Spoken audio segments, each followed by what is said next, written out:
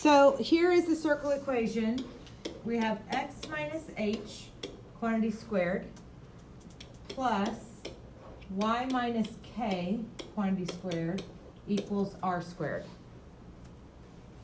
I know that looks really mathy, but does anybody, and I'm not asking if you remember how to use it, but does anybody remember seeing this?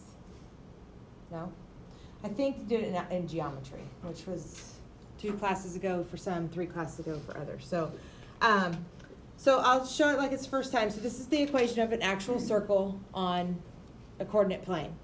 2 things you have to know about the circle to be able to graph it. The center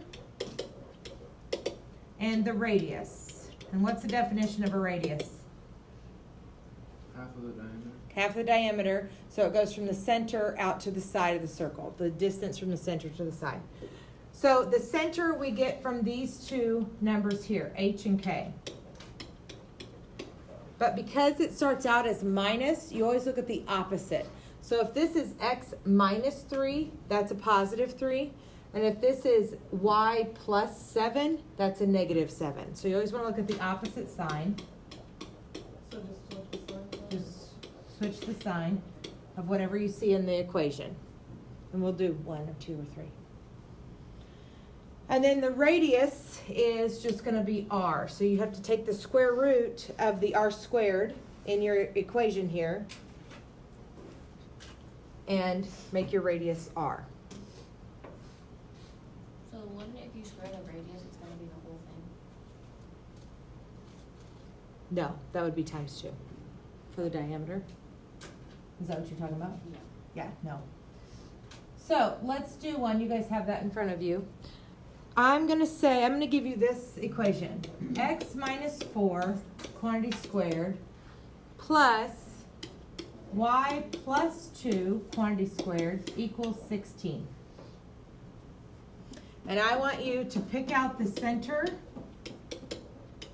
and we're going to pick out the radius.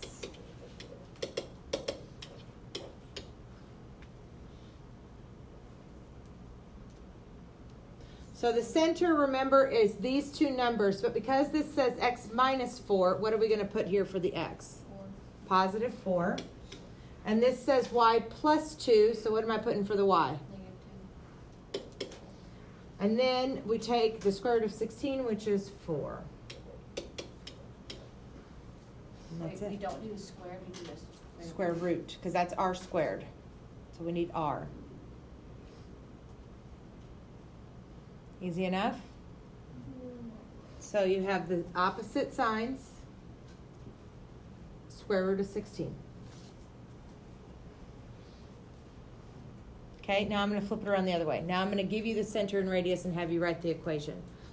So let's say the center is -1, 3. And the radius, or the r, is 5. So we have our x squared, and then our y, quantity squared, and equal. So we have to fill in the number here for the x value of the center, the number here for the y value of the center, and then we have to square our radius. So if the center is -1, what am I putting in for the x part? Plus 1. And then we have a positive 3, so this becomes a -3. And then the r is 5, so what's r squared? 25. You guys are so gifted. Love it. We're going to have to graph these things. It's super easy. Center's -1, 3. And then you just go 5 units out each direction and draw a circle. So those are easy.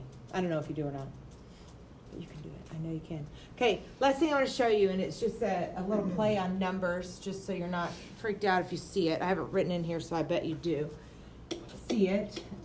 Here I'm going to have the center is 4, 0. And this time the radius is going to be the square root of 10. So think of the relationships between square roots and squareds. So I have my x in the quantity that's being squared. I have my y in the quantity that's being squared. And what am I gonna put for the number with x? Minus 4. -4. Do I have to put anything with the y? No. You don't. You have lots of options when you have 0 as part of the center. You can put +0, or you can just write it as y squared, because y plus 0 is just y squared. So when you see just a thing squared, you know that part of the center is 0. And then if I'm going to square the square root of 10, if I have the square root of 10 quantity squared, what happens with the square root and the squared? Cancel. Okay, they're inverses of each other, so I'm just left with a 10.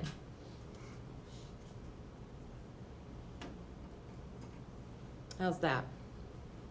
Easy enough? Okay, we're adding this on to yesterday's. I don't have much to add on. I wanted to maybe go over it in class today, but we'll just see what the day, because we've got people kind of all over the place because I had so many people gone yesterday. So I may push that to Monday just to make sure everybody gets the whole assignment done. So that means if you were here yesterday, you're gonna have, you're gonna get done quickly. If you were not here yesterday, I'll put that assignment up here in a minute. So this is added on to yesterday's. So this is Thursday's. And here is Wednesday's if you weren't here. It was page 85. I just did 5, didn't I? I took off the Yeah. 1 through. Okay, so 5, 8 through 12, and 37 to 42. In fact, I'll just say right now, we'll go over all of this is due on Monday. But this part, some of this requires the graphing calculator. So those of you that weren't here yesterday, make sure you get this part done in class. So unless you have a calculator at home, a graphing one.